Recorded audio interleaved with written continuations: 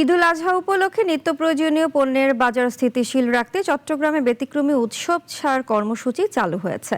নগরের রেয়াজউদ্দিন বাজারে এ কর্মসূচির উদ্বোধন করেন চট্টগ্রামের জেলা প্রশাসক জাহিদুল ইসলাম মিয়া। তিনি বলেন, সাধারণ মানুষকে স্বস্তি দিতেই এই উদ্যোগ।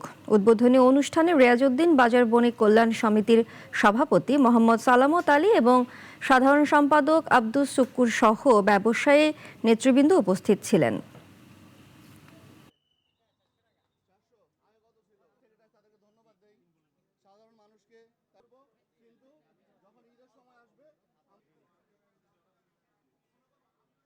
আদা থেকে শুরু করে পেঁয়াজ রসুন সব জায়গায় কমিয়েছে।